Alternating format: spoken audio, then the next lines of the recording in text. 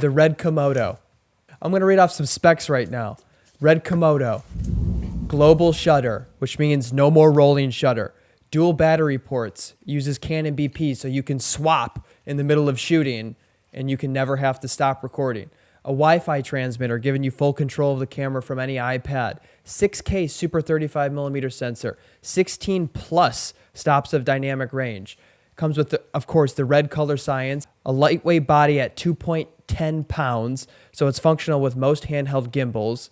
All this for $5,995. What the hell is going on? Dude, it's pretty incredible what they did with this camera.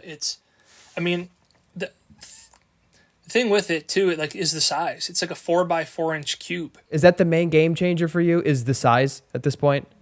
Yeah, I see. My thing with these cameras, right, is, you take the Social Network movie, right? That was shot on a Red 1. Correct. That thing weighs as much as an old VCR tape recorder camera from back in the day, right? Those things are huge. But there was movies that were nominated for Best Picture on those cameras. So it's if the quality back then was good enough back then, the camera should still be good enough now to use, and it still is if you look at the images from it, right? So this camera, the Komodo, you could invest in this camera and it could last you the rest of your entire life.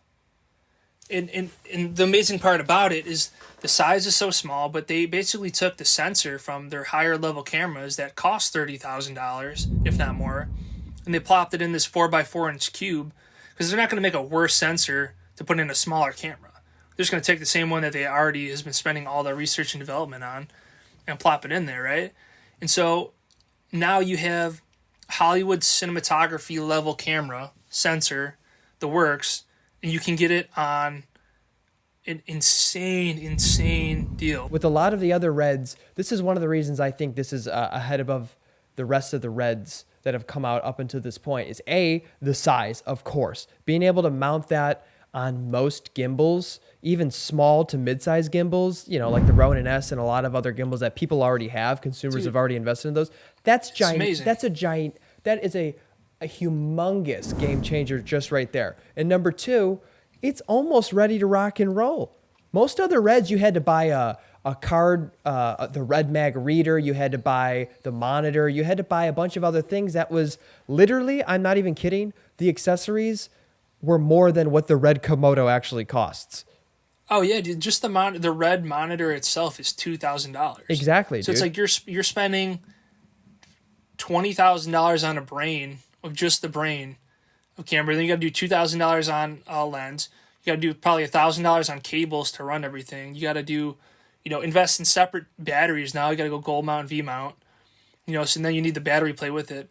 It's such a huge investment, but you take the Komodo, and yeah, you can fly it on a Ronin S that costs $500. It's ridiculous. So now you. That's so preposterous. Yeah. I don't think people realize that is so crazy that you can spend $500 on a gimbal and you can mount now a legitimate cinema camera. Not only do you have the name of Red, if clients ask for that, you also have all the benefits of Red. I mean, the R3D files you can throw right in Premiere and they're unbelievable, what you can do with those, and it handles it pretty well. But like you said, dude, the fact that you can fly that thing on a $500 gimbal is ridiculous. So who is this camera for, though? Because I don't think this camera is for a first-time camera buyer. I think this camera falls into maybe you bought that under $1,000 DSLR like we're talking about. You've worked on perfecting your skill set. I think this camera is a very, very good second camera purchase. I think somebody that has experience and somebody that understands, maybe you're shooting music videos. This is huge for people that are shooting music videos, people that are shooting commercial work. I mean, this is bananas. When I was 2-3 years ago, when I was at, actually it's more like 3-4 years ago now, I was at a production company that shot a lot of commercial work. I was their cinematographer, and we had a little bit of a budget. We had maybe $20,000 they gave me to go out and just buy all new gear. I ended up going and buying the Ursa Mini Pro 4.6K because it's a beautiful camera, but it is heavy as shit. If the Red, it's so big, dude, so most of the stuff that I did ended up being shoulder mount. If I had the freedom to move around with that, we could have did a lot more creative things. We could have had a lot more creative shots. If this red Komodo was out then, oh baby, forget it. I'm going for that all day. You know what I'm saying? Just think too, even like when you were working at, Orlando Magic. Yeah. If you can pop the whole, you could pop between like a Ronin S, the Komodo lenses. You can pop all of that in like a cinema backpack, and have your entire suite of everything you need in a backpack, right? And so I would say like this camera is probably for people that have mastered like their basics. Maybe they're starting to take on local clients of like music videos. Like I know some people that they do like all the concert stuff in town. They're shooting the behind the scenes concerts or, the actual shows or this and that, music videos for the bands.